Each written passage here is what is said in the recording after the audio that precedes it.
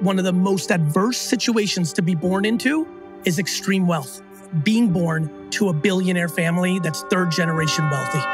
When you just bestowed on me such a nice gesture, I can't believe I'm saying this. My 115th guest is Gary Vaynerchuk. I don't think I'm great when you say that. I think you're paying my mother a compliment. Many people that grow up unhappy, that don't have money, think money will make them happy. Many people that have lots of money that are unhappy are very confused. If you believe that everything in your life is your fault, it's actually a path to happiness. I think it was Naval that said, the world reflects your true feelings back at you. Oh, he couldn't be more right. Life is a mirror. Saudi. You want to say that Saudi's next and unstoppable? I'm here for a reason. I see that. Most people think the best revenge is succeeding and sticking it to them. The best revenge is indifference to the person that you're seeking revenge of. If you actually don't care to prove them wrong, that is the ultimate strength. How has your levels of patience prospered as you went through life? Oh, I mean,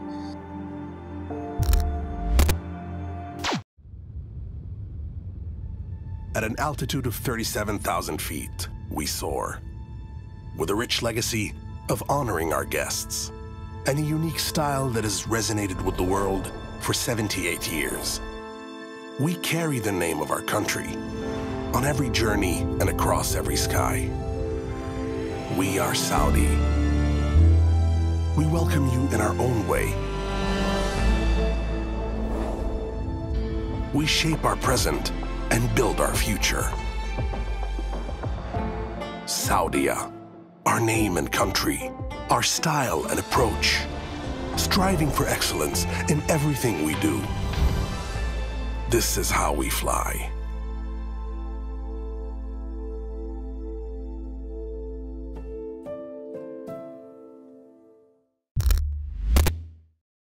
Enjoy. Thank you, Gary.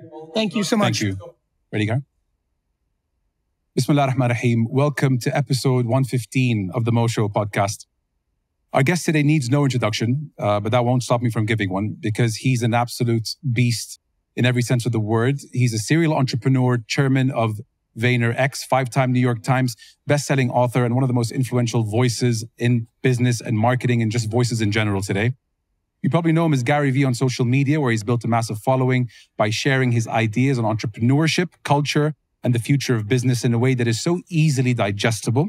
His seamless content has inspired millions, if not billions, around the world who are out there pursuing their passion or looking for ways to find out what their passion is. He's a visionary leader who practices what he preaches.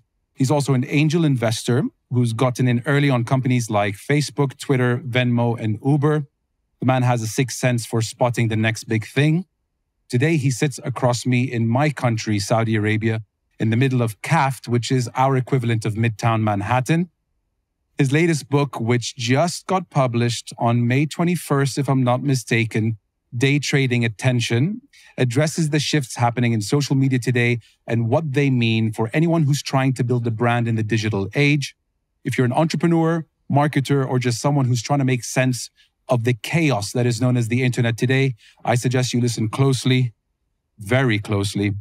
Absolute honor to introduce my 115th guest to the Mo Show podcast. I cannot believe I'm about to say this, Mr. GaryVee. Thank you so much, Mo. It's an honor to be here. I'm very focused on being the best of the 115. And so thank you for having me. Appreciate that. Right off the bat, first time in Saudi? Second time. Second time. You know, I view Saudi the same way I viewed Facebook and Uber and Venmo or Charlie D'Amelio or Logan Paul or the internet in 1996. There's something intoxicating to me when it's obvious to me what's happening. And sometimes it's a little bit sooner than other people. Just like all the things I mentioned, there were many other people that knew those things would happen. And there are many people that know that Saudi is happening and will happen more. And many have known for much longer than I have. But that doesn't stop me from being overly excited when I see enormous opportunity and growth. And I'm ecstatic to be here. Have the ripples of what we're doing here in terms of Vision 2030, the country investing in all things tech, sports, entertainment. Has that reached shores of New York and where you are? I think, as you know, and this will probably make sense to everyone who's listening, the financial and entrepreneurial and big business sector long ago. The way the world really works is popular culture. So I'm sure this will not be confusing to anyone. The Ronaldos, the Tyson Fury Usyk fights, the pop culture events. When JID is doing the concert to open the last fight, there's kids in hip hop culture that are seeing Saudi from a different lens. And that's why when I see things like JID doing the concert before the big fight, it always gives me confidence of like, oh, there's some really smart brains that are executing this. It's not just Ronaldo. It's not just a heavyweight fight. It's emerging talent. It's from the left. It's from the right, upside down. So I would say over the last 24 to 36 months, the sports pop culture has definitely hit. And I think the answer is yes. Amazing. Have you ever asked yourself, Gary, it's a very simple question, but also a very deep one. Why is it that you do what you do? All the time. I think about it quite a bit, actually. I think, you're being very flattering and I'm getting incredible energy from you and your team. I'm at a point in my career where people know more about me. And I think for the people that follow me closely, they know that I put my mother and my parents, my father as well, but my mother on a very big pedestal. I think children are very affected by what their parents give them affirmation for. So when you're growing up and your parents clap for you when you get a good grade, you start to take school serious. When your parents clap for you that you're attractive, you start to take your looks as important. When they clap for you because you're good at football, you try to become a footballer. My mother clapped for me for being nice. And it affected me very heavily. I think at 48 years old, I've lived a life where for over 40 years, I put kindness and civility and warmth and generosity on a pedestal. And so it makes sense to me when I now analyze myself. I'm like, right, I am just a byproduct of the two things I got clapped for. When I was selling lemonade and baseball cards and I did well, I got clapped for. And when I was opening doors for old ladies, I got clapped for. And here I am 40 years later, and I'm a killer entrepreneur who also pushes practical positivity at a louder level than most of my contemporaries. So yes, I analyzed it a lot, and it brought me to why I spend so much time giving roses to my mother and parenting and all the things I talk about. Would you say that she's your number one supporter / biggest fan? I would go further than that. I would say that she built me. That one of the reasons I like accolades is I don't think I'm the one that's getting them. When you say to me, I've been following you for 10 years and I enjoy you. When you say, I can't believe this is literally how my brain works. When you just bestowed on me such a nice gesture, I can't believe I'm saying this. My 115th guest is Gary Vaynerchuk. I don't think I'm great when you say that.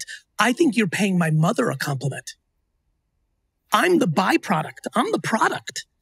Hence why I'm so hungry I know that most people don't grow up with that kind of parenting. It was not just parenting, it was circumstance.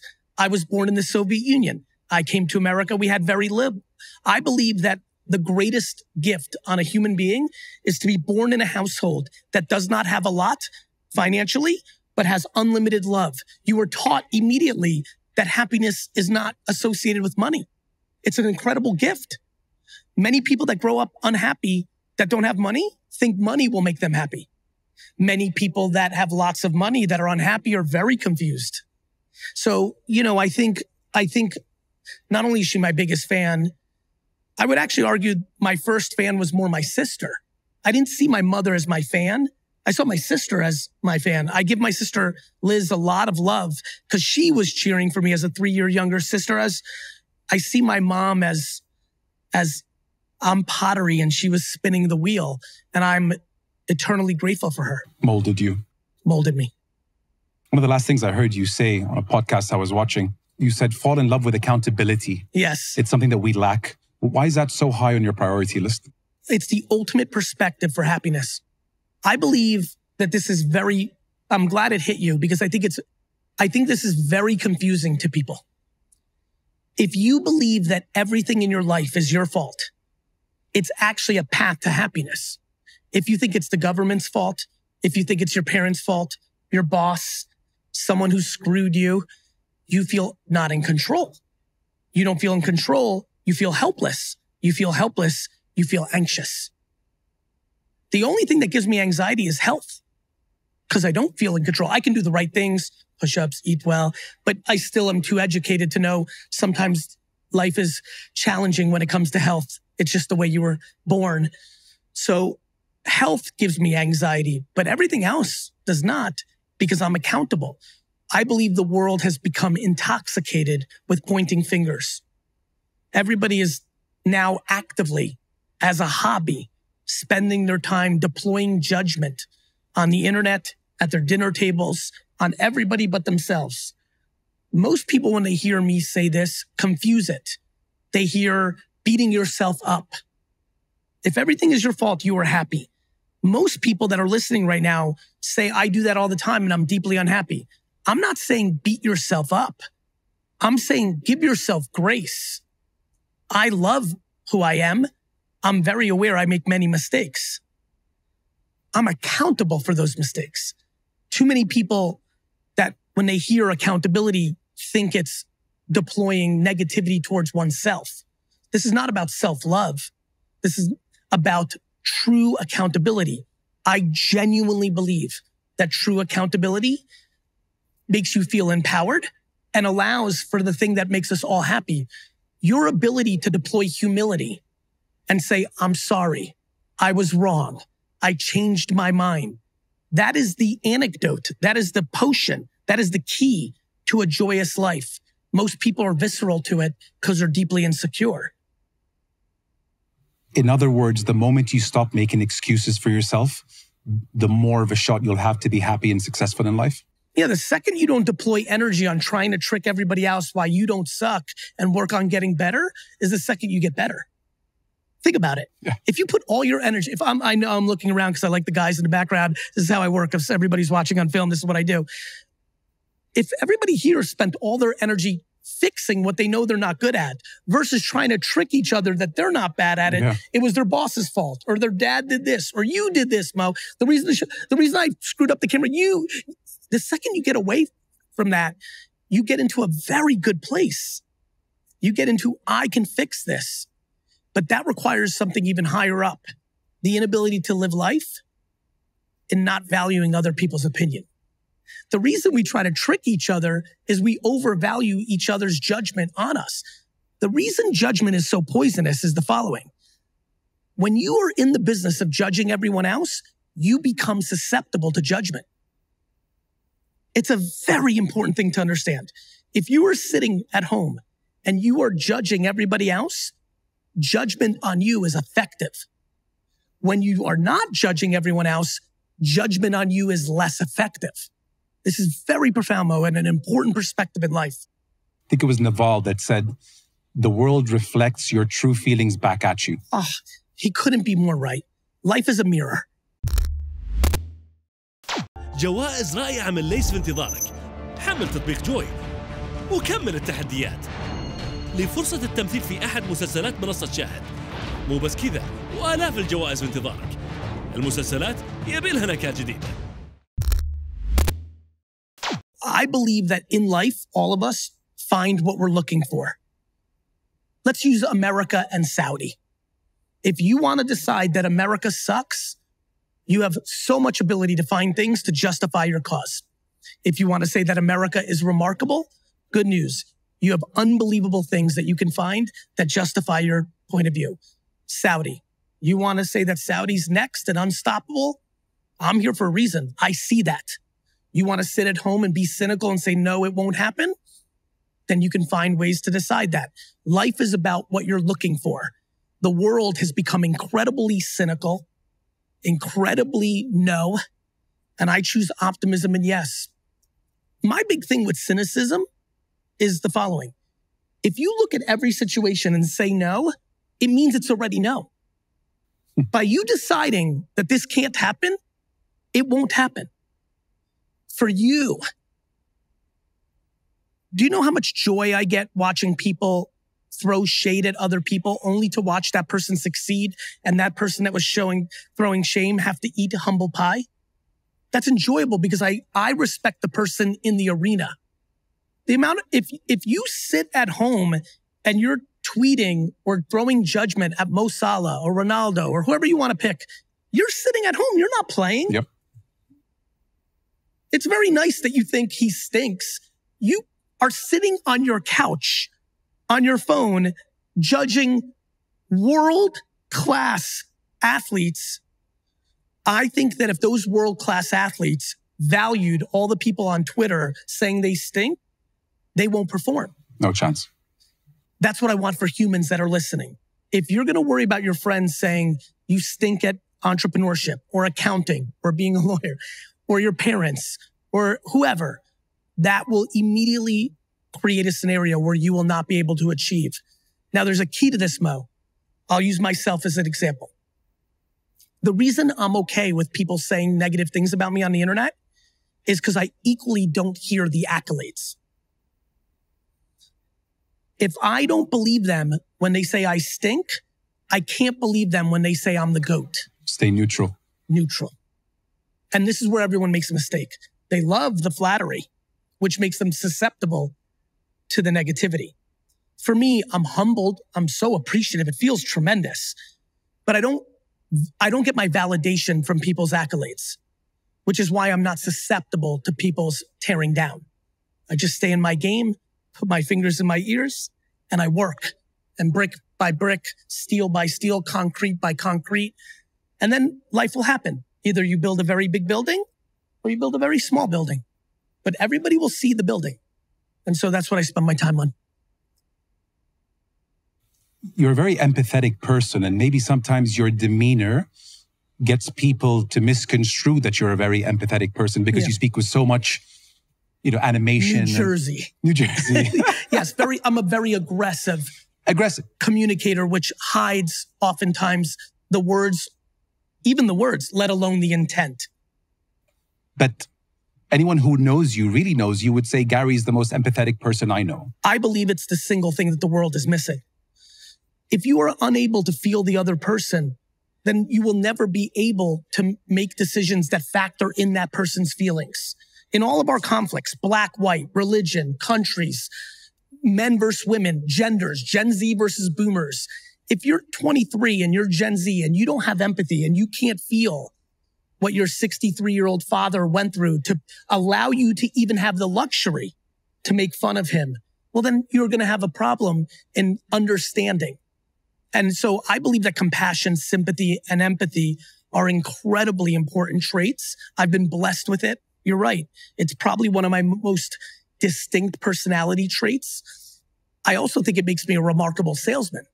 I believe the reason I've been so good at investing and selling is because I can feel the other person. So if I can feel you, well, then I'm going to be able to know what to say to you to tell you why you should consider these sneakers or this coffee or this hat. So I believe that empathy is an incredibly beautiful, selfish and selfless tool. And I'm proud to say I feel comfortable in the way that I've balanced that superpower. So rare in today's world. There's more of a divide than we've ever seen. Yeah, and I think people are intellectually lazy. I think people are scared. I will say that one of the problems we have, one of the things that is very obvious to me of why I resonate is I believe that most people sell fear. Fear-mongering. Fear is how you control people. Fear. Absolutely. So I'm very proud that I sell love. I really do. Sometimes people think that it's too much goody-goody. I don't know. I think it's important. But to your point, I'm also not a very easy read. You go through your social media feed. Some of the people listening right now are listening, going into this interview, not loving me because maybe I curse and they don't like that. Maybe it's too much energy and they're a chill dude, and I'm actually very empathetic to the people that don't like my content. I understand. What I'm proud of is as every day goes by, I think I get more pro than con. And that's what you try to do if you're trying to leave legacy or a good reputation. You let the work speak for itself, even if you may be misunderstood up front. Yeah. But I'm also not willing to not be authentic. I remember early in my career, CAA represented me for speaking, and they called me and they said, man, we're getting a lot of interest in you. You have it. They said, 2 problems. You dress too casual and you curse. If you start wearing a suit and stop cursing, you can get double your fee and we can book you 5 times more. They didn't even finish the sentence. And I said, man, I'm very humbled.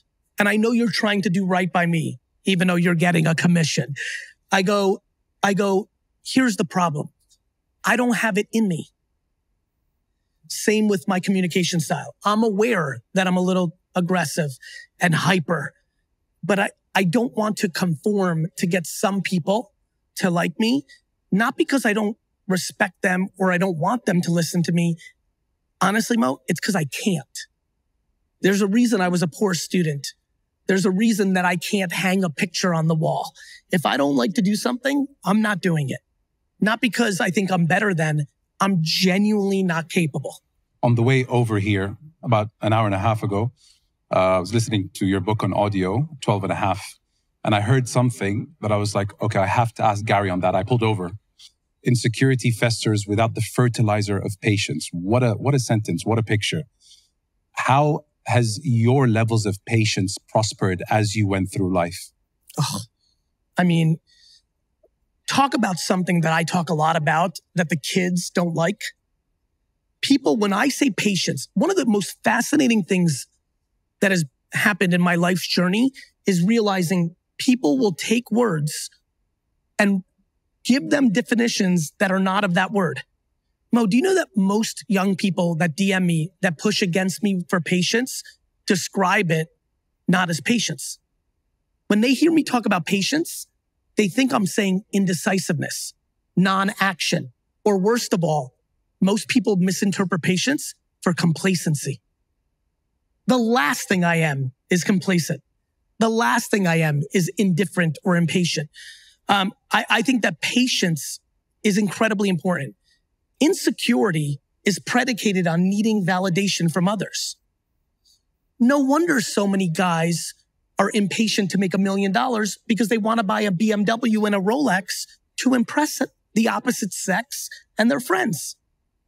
When you are actually secure and self-confident, you can lean on patience to be your friend. When you lean on patience to be your friend, you achieve much greater success. Shortcuts and missteps have direct correlation to mitigating and limiting your upside. The more patience you have to pill it out, the more likely you will succeed. Most people's impatience comes from one source, insecurity. I've got to get famous now. I've got to make $1 million now. Why? They need that asset for everybody else. If I can describe you in one word, or one of the first words that will come to my mind is hustler. Yes. You are a hustler. But in recent times, I've heard you talk more about mental health, calming things down. How do you balance both today? I don't think they're in direct conflict. They're not. Okay. And I love that. I just love what you just did. This has been one of the things I've been thinking a lot about. For some reason, we've weaponized the word hustle as a negative to mental health. In my world, there's no correlation. First of all, let's break down the word hustle. Instead of weaponizing the word hustle, like many people on the extreme side of like delusion, I view the word hustle as the word hard work. As a matter of fact, maybe something you know and others here know is I've stopped using hustle and now I just use hard work. To me, it's always meant the same thing. So I believe in hard work. I really have no idea how you achieve anything without it. Not in the gym, not in self-esteem, not in complacency, not in mental health, and definitely not in business. So for me, hard work does not have any contribution to burnout or mental health issues. Why people burn out and have health issues is because they're not self-aware and because they're insecure. If you're working 14 hours a day, taking drugs, doing the wrong things, all to achieve $1 million to impress others, you will 100% of the time burn out. When you work 15 hours a day because you like it more than any other thing you could be doing those 15 hours, more than playing football, more than cooking, more than watching a movie, more than listening to Drake and Kendrick Lamar, more than anything in the world that you would rather do is work than anything else, the only thing you're guaranteeing yourself is good mental health. I think the world has this wrong. I think the word hard work has been demonized by people that don't want to put in hard work. And I believe that there are unlimited people out there who hustle, who are incredibly happy. And I personally know hundreds, if not thousands of people who are incredibly balanced in their 35 hours of work a week, who are deeply insecure, have major mental health issues. There's no correlation of the two. And I loved how you responded because we've brought them together and we have it completely confused. جديد. اكسر الروتين مع أطباقنا الجديدة من بيتزا هات جدة.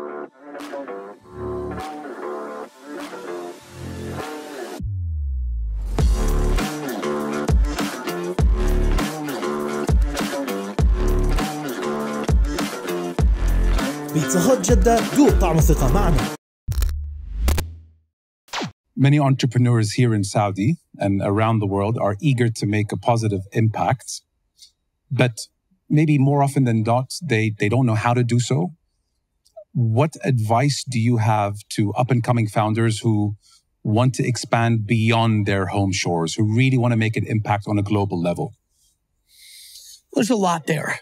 I think the first thing is they have to look themselves in the, like I would want anyone who just resonated with that question to pause the podcast right now, go to the mirror and ask themselves, do they mean it? I think we live in a world of virtue signaling. We do. I think a lot of people say the right things, but it's not in their heart. So the first thing I would say is people have to be authentic. Do they really want to do that? Or do they think that's a good thing to say while they're working on what they want for themselves?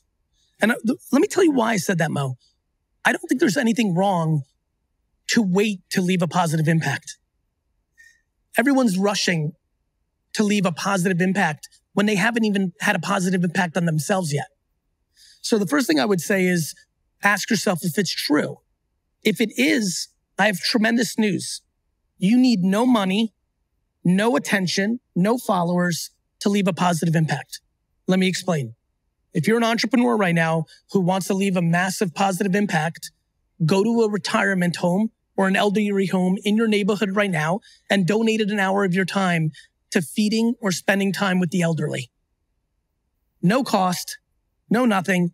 And you will impact an 88-year-old who's lonely, who's at the tail end of their life, who's sitting there with a lot of regrets. And in that hour, you will make an impact on one person. The best way to impact 1 million people is to start with one and practice. And that's what I would say to do. Is attention our most valuable asset today? Yes. And not only today. Attention is how religion was built. Attention is how nations were built. Attention is how sports were built. Attention is how fame is built. Attention is the singular asset of the human race. Probably a good segue to talk about TikTokification, if I pronounced that right. You did. TikTokification, for everybody who's listening, is the word I put on the new era of social media, where individual pieces of content find the audience, not having a lot of followers. I've spent 15 years to amass all these followers, and now I've been commoditized. Anybody behind the camera right now can post a TikTok tomorrow that will get more views than a post that I post because the individual piece of content they made on that day was more valuable to the target audience than what I made. That is a level of meritocracy that is profound. It is fantastic. I love it. You know, even though maybe I'm someone who doesn't benefit as much from it, I love it because I'm also confident in my ability to provide value on a daily basis. So, you know, there's a lot to break down in that, but I think that attention finally being in a place where it's merit-based, not based on who someone else chose. Let's talk about it. 30 years ago, if you're on television in Saudi, in a limited media market like Saudi was 30 years ago, you were famous. Yep. But who decided who was going to be on TV? Another human being. Completely subjective, often political, not even politics, corporate political, and that became the person. Today, I don't know, maybe a light-eyed man named Mo could just decide to make content and the market decides they like him. You and I are the byproducts of the democracy of attention. That is the legacy that the internet will have. The current state of the internet's attention is called social media. The whole way that it's been democratized, and we go from an area where mics were in a few hands to mics in many, I just think provides more opportunity for people to express themselves. And almost, I'll even go as far as to say, is to know the truth. Well, yes, but I will say this. Truth is a tricky word. It allows people to start to find their own truths for what they're looking for. To your point, when you give everyone a voice, I mean, there are people, listen, as someone who's deeply optimistic, there's probably an action that a lot of people like to take that I struggle with more than conspiracy theory. Conspiracy theory is so grounded in cynicism, it's the extreme version. So, yes, the truth, but as you know, we could take any subject matter, any political issue, any business. I just got done doing a business meeting where the other person sees the way of marketing very different than I do. Who's right? So, subjective. That's right. So I would say, yes, to find a truth. Yes, I believe there are truths that were hidden under the old system that will now find their way. I would also say there are lies that would have never had a chance to breathe that now are believed by many, and that will be to the detriment. The truth will be figured out at the end of the movie, not while the movie is playing. Kids today grow up in front of screens and phones. When you were growing up in the 70s and 80s, it was outside. I was growing up in the 80s over here. I was always on my bicycle. Does it bother you that kids today spend less time outside and more time in front of a screen whenever they get a chance? It doesn't bother me. I think it's evolution. You know, I mean, I remember great-grandparents making fun of us for playing video games and watching television. That was too much screen time for them. You now are making it romantic on how much we didn't do screen time. But you and I, for all our bike riding and throwing a football, we watched plenty of television and played plenty of video games. I think it's evolution. I believe in 30 years, hopefully we'll be sharing a meal. We'll watch this video together and reminisce when we were young. And we will laugh at this because people are going to be living 24 hours a day in a virtual reality environment, right? So I believe what we're living through now is amateur hour. Let me give you an example of something I'm fascinated by. I have now lived long enough to be part of the entire circle of search. I grew up when you had to look up information, you had to go to the encyclopedia. I then lived my early adult life and my entire adult life in the world of Google and search. I'm now sitting here with you as we are in the pre-dawn of AI. Nobody's going to go to, our grandchildren are going to look at the way we looked at Google, the way we looked at our parents going to an encyclopedia. So, you know, I think it doesn't bother me. I think that there's pros and cons, but I think that everything that we all worry about from a con standpoint is about parenting. If somebody's watching right now and they're a parent and they're upset about how much screen time their kid is having, take the screen away. You want to talk about an issue with accountability? The world's parents are not accountable enough. Every parent that comes up to me at an airport and goes, Gary, I like you, but you know what? You're wrong about social media. It's bad.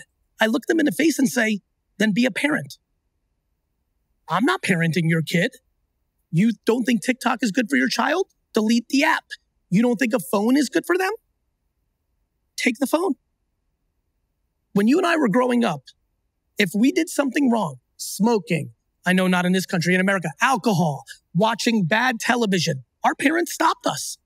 Now all I hear from parents is complaining about technology, but not doing anything about it. Accountability. Parenting has lost its way. Not every parent. There are plenty of parents listening right now that are doing all the right things. But when a parent cries about the world and does nothing about it, that is called hypocrisy. I can relate to you a lot when you said that school wasn't for you. You weren't good at it. Yes. I wasn't either. And it was very condescending. I didn't think I'd make anything of my life. Looking at the school system today, is it flawed? Is it broken? It's broken for some. You and I happen to be them. You know, my biggest belief is that education's the most important thing in the world. I educate every day to the best of my ability. The way school is packaged around the world, I think is flawed for many. Clearly, you and I, it didn't work for. The thing I find fascinating is so many of the people we admire, so many of the people that create the things that change the world, school was not the vehicle for them. Now, let's not get it confused. Mark Zuckerberg is one of the great entrepreneurs of all time. He went to Harvard. School worked for him. So when I talk about school, as you know, with my content, I'm not talking to the people that are getting value from school. I'm talking to the parents who don't sleep at night because their child gets bad grades. And I ask them to have less anxiety because many children that get bad grades end up living very happy, successful lives. Maybe your son and daughter's not going to be an engineer or a doctor or a lawyer like every parent in the world wanted. But I think that every parent ultimately just wants their kid to be happy. You touched a lot on dwelling and rolling with the punches of life. How important is it to play the hand you're dealt and stop making excuses? You know, when people hear that, I don't want them to hear that like, hey, who cares that you had an abusive father? Stop complaining. Like, that's hard. If you had an alcoholic father who hit you, that's impossibly challenging. I'm not saying, who cares? Move on with your life. You loser. That's not what I'm saying. I'm saying there are many people in the world who did the exercise, the therapy, the reading, the positivity in their ears, who were able to overcome adversity to live a productive life. I'm saying that if anybody in the world has ever achieved happiness and success under your circumstances, then you are capable of it. My mother lost her mother at 5. Wow. How much more adversity do you want? And she went on to become the greatest mother of all time. You know, so I think it's incredibly important. There's not a person listening, not a person right now behind the scenes or me and you that didn't have plenty of adversity in different ways. We all have our own adversities. I'll give you an example. I now believe one of the most adverse situations to be born into is extreme wealth. Something I would have never thought of 30 years ago. That if you told me, hey, Gary, give me a scenario where you immediately are going to worry for that person's life, I would say growing up, being born to a billionaire family that's 3rd generation wealthy. That level of potential nepotism and judgment is profound. So when somebody grows up poor in a village with no water, it's very hard for them to be empathetic to a 3rd generation billionaire's kid. However, until you walk in someone else's shoes, you don't know. And I can tell you, some of the deeply, deeply most unhappy people I know on earth are the ones that were born with the most, because it's a very challenging upbringing. Reminds me of a quote that says, the hard way is hard, but it's not as hard as the easy way. Oh, I like that quote. I've not heard that often. I think now that you've said it, I might have heard it once or twice. You took me there with your last story. I love you for that. It's a great quote. It's true. Because everything in life has a price. It just does. And I think, I think it's really, I like that quote a lot. Is suffering necessary for existence? I think it's less about, is it necessary for existence? I wish that many of us could live life without suffering. I just think it is. You know, if we as humans are capable of loving, which we all are, it means suffering's part of the story. I mean, suffering is just a part of the journey. So I think I wish it wasn't a necessity. It's less of like, do I believe that somebody can live a perfect life? I mean, in theory, you'd like to think yes. But I think that's a little bit of delusion. There's nobody who will live a life, especially if they're lucky and get to live a life to 80, 90, 100. Not only will you deal with suffering, you will deal with multiple variations of suffering. And so humans love. And if you love, that means suffering is part of the equation. And so, yeah, I think it's part of what we signed up for. I mean, some of my biggest lessons in life, I grew from my first heartbreak. I grew from working under a toxic boss for 13 years. Of course. Before I started this. I grew from falling out with my best friend and cousin. And it made me a more resilient person. No question. Adversity is the foundation of success. Like that. It just is. And so as long as one can contextualize their suffering, let's use your cousin. I don't know the story. If you choose optimism, if you sit here today as a young man and say, that was horrible, I say maybe, but maybe we can say, look at how many years did you have a very good relationship with your cousin? I'm asking you, how many years? All my life. Give me the number. 38 years. I view you as very lucky. I was born to a very small family. Most of my family heritage was lost in the Holocaust. I don't even have a single cousin that's my age. So I hear that and I look at my children and their relationships with their cousins and I hear 38 years with a cousin as best friend. I view to choose optimism. I view you as lucky that you had 38 years of that. I'm quite back to suffering. When you have 38 years of that, when you don't have that, it hurts. And there's a lot of pain that came along with that for both of you, I'm sure. Truly. But I view it from my seat as an opportunity for you to view it as a remarkable gift that you had at all, right? There's that saying about losing love, but never having it at all, something like that. That's what you had with your cousin. You had 38 years of love, experiences, positive memories. Currently, the taste is not as good. But as you get older, my friend, only one thing will happen. The negativity will subside and the fondness of those first 38 years will grow, which is why so many people that love each other reconcile. The likelihood of you and your cousin you haven't reconciled yet. The likelihood of the two of you reconciling after 38 years of good is very high.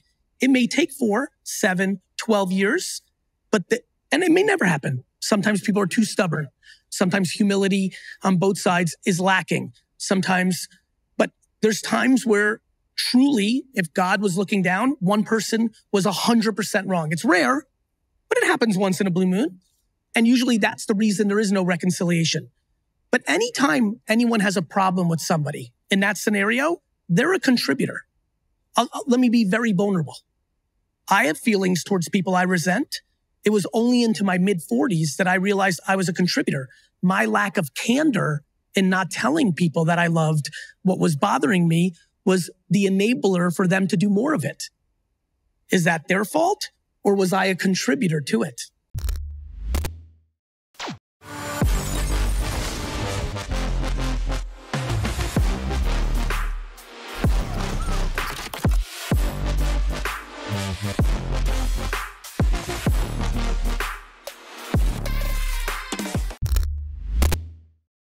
Gary, can you finish the sentences? The best revenge is? Not needing success. Let me jump in on that. I know we don't have a lot of time. Most people think the best revenge is succeeding and sticking it to them. The best revenge is indifference to the person that you're seeking revenge of. If you actually don't care to prove them wrong, that is the ultimate strength. Not proving them wrong is second. Not first. I would like to forget ... All the times the New York Jets have broken my heart. I feel most alive when? I'm making someone else smile. Made me smile today many times. Thank you, brother. I want to be remembered for? Giving more than I took.